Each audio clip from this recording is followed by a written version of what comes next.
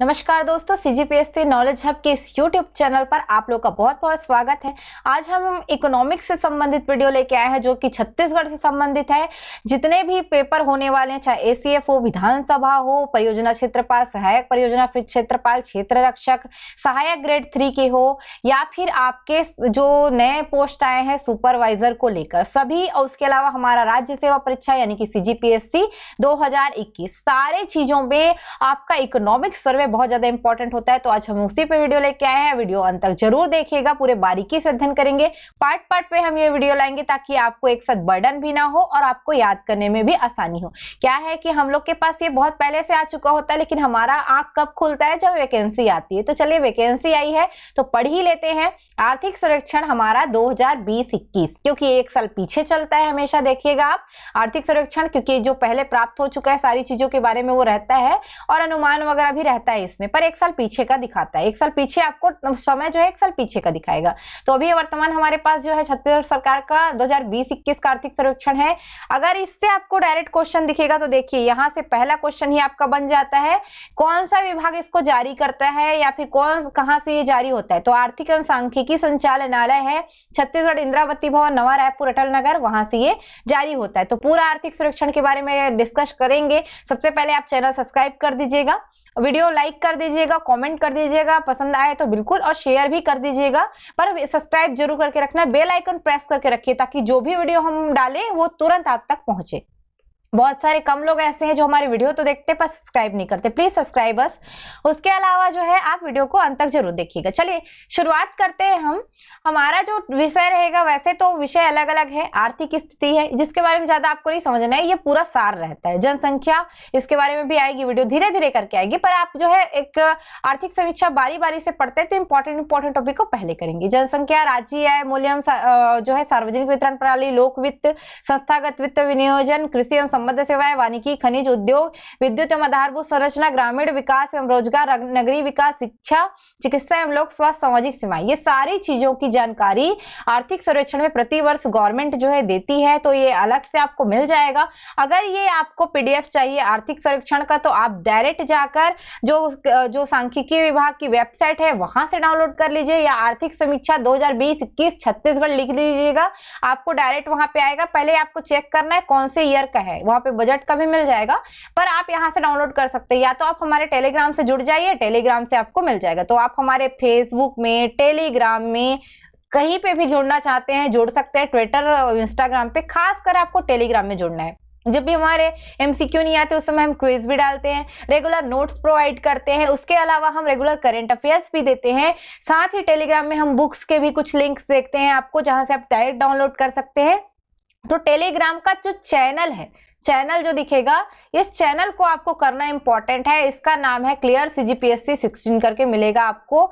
आप जो है जहां पे आपका बोल सकते हो टाइटल है, वहां पर आप जो है एक बार सर्च करिए क्लियर सीजीपीएससी 16, ठीक है, सर्च करिए, देखिए, उसको क्लिक करिए। जो ऐसा करके बना होगा टाइटल के नीचे, वहां पे जाइए, नीचे पूरा डिस्क्रिप्शन आपको मिलेगा सारी जगह का। लेकिन चैनल को जरूर सब्सक्राइब करिएगा। चैट बॉक्स भी है वहां का, कि चैट में आप जो क्वेश्चन है आपके पूछ सकते हैं, पर यहाँ पे चैनल को अगर सब्सक्राइब करते हैं तो सारी चीजों की जानकारी मिलेगी। चलिए शुरुआत करते हैं। आज पहला राज्य आय, यानी कि हमारा राज्य साल भर में कितना कमाता है, इसके बारे में डिस्कस करेंगे। यानी कि राज्य जो है अपने कितना कमा रहा है, कितना, सिंपल सी भाषा में बोले तो राज्य की आय जो है, तो ये भी राज्य की जो आय है, इसको याद रखिएगा। राज्य का टोटल आय रहता है, हर राज्य का अपना, जैसे भारत का नेशनल इनकम रहता है, वैसे ही राज्य का राज्य आय भी रहता है।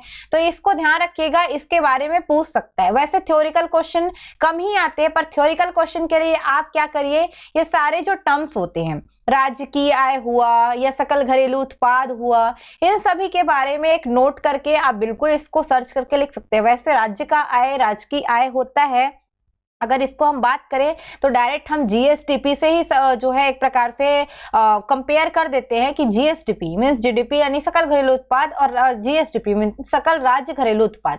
तो जीएसडीपी से डायरेक्ट कंपेयर करके बताता है जो हमारा वेबसाइट है सांख्यिकी विभाग का, कि जो राज्य है वो वर्ष भर में जितने भी वस्तुएं या सेवाएं जो है उत्पादित करता है, उसका अंतिम मूल्य जो है आपका राज्य आय या जीएसडीपी के अंतर्गत वो रखता है। ये हमारा नहीं, ये संचालनालय की वेबसाइट पे आपको बाकायदा आप वहां पे सर्च करोगे तो यही परिभाषा आपको देखने को मिलेगी। ये पूरा हमारे राज्य के सामाजिक आर्थिक विकास के लिए सहयोगी है, क्योंकि राज्य की अर्थव्यवस्था का आधार होता है जीएसडीपी। तो जीएसडीपी में पहला जो टॉपिक आज का देख रहे हैं, पहला जो पॉइंट है, जीएसडीपी में वर्षवार वृद्धि दर स्थिर मूल्य पर। डायरेक्ट ये क्वेश्चन पूछता है कि किस वर्ष में स्थिर मूल्य पर वृद्धि दर कितनी रही।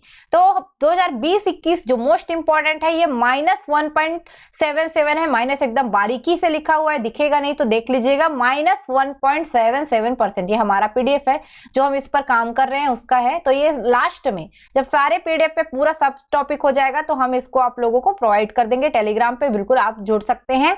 उसके अलावा आपसे मान लीजिए पूछा, पिछले साल का पूछ दिया मान लीजिए 2019-20 का, क्योंकि कई बार उसका मूड तो है गवर्नमेंट का। तो 5.12%, यानी कि ऋणात्मक वृद्धि दर। हम जब भी कमी नहीं बताते, हम क्या बताते हैं, वृद्धि दर बताते, चाहे धनात्मक हो चाहे ऋणात्मक हो। तो 2020-21 के लिए 1.77, 177 ऐसे याद करना और पॉइंट लगा के याद करना। 170 मतलब 1.77, वो भी माइनस में इस साल के लिए। इससे पहले 5.12% था, मतलब 5-12% था 2019-20 में, और 2018-19 में था ये 7.98%। तो 798, 5-12, 170 माइनस में वो भी। तो ये ऐसा याद किया जाता है, जो लोग लीजेंड रहते हैं वैसे याद करते हैं। तो अभी के लिए आप याद करिएगा -1.77% 2020-21 के लिए। इससे पहले है था 5.12 और इससे पहले 7.98। तो सभी का याद करने का तरीका होता है, बट वो ज्यादा बेटर रहता है।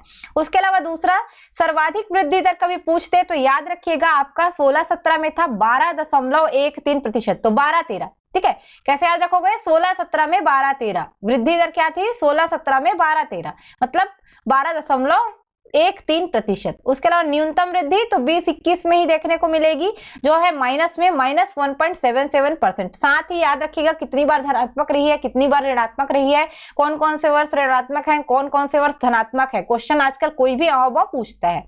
उसके अलावा बोल सकते हैं औसत वृद्धि, यानी कि 2012-13 आधार वर्ष क्या चल रहा है हमारा, 2011-12 चलता है आधार वर्ष। तो 2012-13 से लेकर 20-21 तक जो औसत वृद्धि हुई है, वो औसत वृद्धि कितनी है, तो माइनस में नहीं है, ये 5.09% ही, 5.09% ये औसत वृद्धि है जो आपको देखने को मिलेगी। ठीक है, औसत वृद्धि कितने हैं, 5.09%, यानी कि 5% से ऊपर हमारी औसत वृद्धि है, यहाँ पे देख सकते हैं।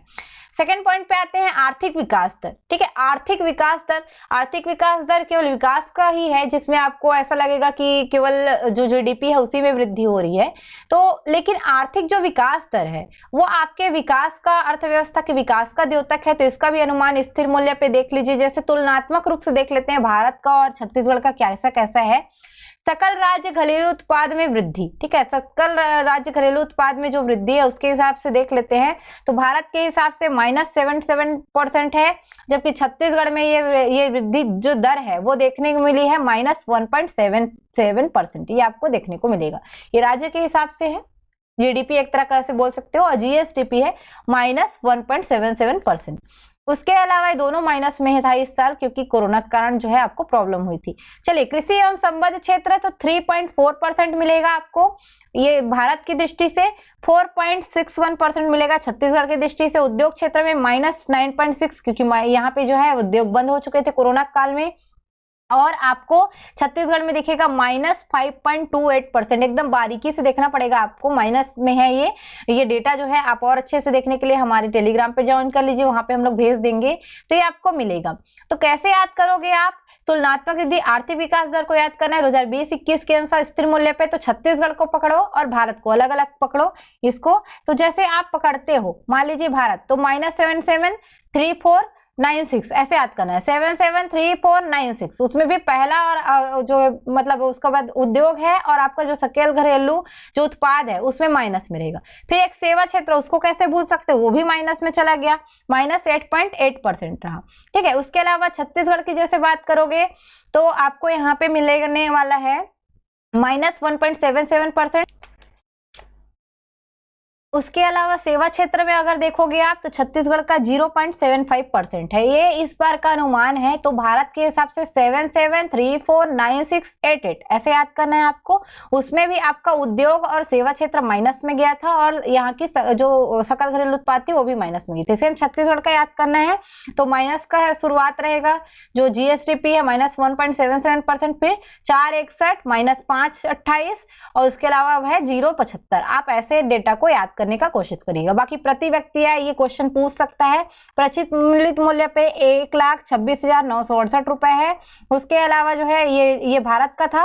और छत्तीसगढ़ का अगर देखोगे प्रचलित मूल्य पे तो 1,04,943 रुपए है, ये याद रखिएगा।